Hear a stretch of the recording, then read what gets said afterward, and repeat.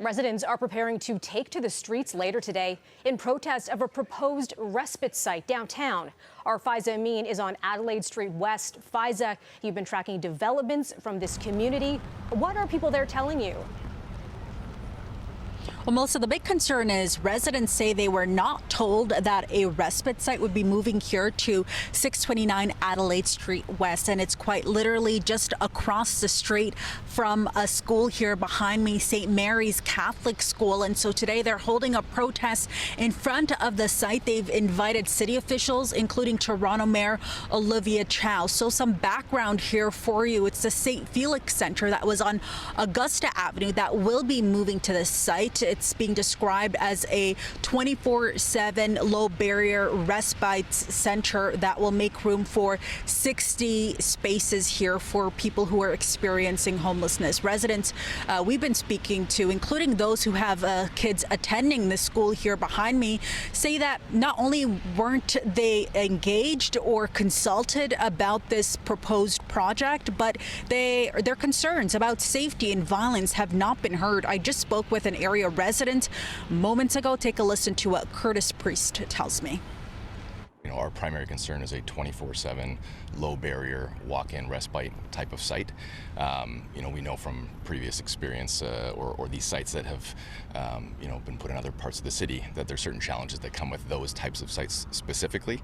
And as it directly relates to us is that it's immediately right next to not just St. Mary's School, but there's another elementary school just down the street and about 200 meters from the injection site just up the street. None of us are interested in stigmatizing people who are experiencing homelessness or who have challenges. In fact, I would argue that our community and our neighborhood, really lifts more than its share in terms of helping people that need help. We have about half a dozen facilities just in this ward, and just four just within a couple city blocks. We do our share. There's many people who are in this group who, they cook meals and they hand out meals and they donate and spend lots of time and resources, myself included on that. So we like to help. We would like to be enrolled by the city. We just feel that the way this was done was very backwards, and that they're putting a very potentially dangerous, hazardous site right next to children. So a city spokesperson tells us that Toronto's deputy city manager does have the power to make these decisions and approve shelter spaces without city council, so properties can be acquired right away, and that they don't need to wait a long time in order to create more shelter spaces. And we heard earlier this week at City Hall the challenges that the city is facing with creating shelter spaces. Currently, the demand is outpacing what's currently available. So a real issue here, but a city spokesperson does tell us that both St. Felix and city officials are committed to hearing residents' concerns. They're going to be creating a committee to help and support the integration of this program here.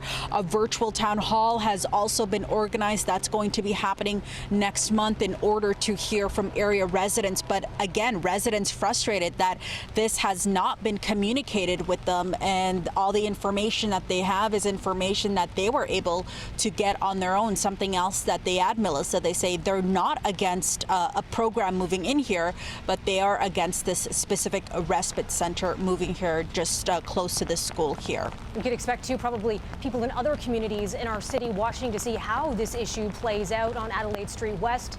Faiza Amin reporting for us. Thanks for that, Faiza.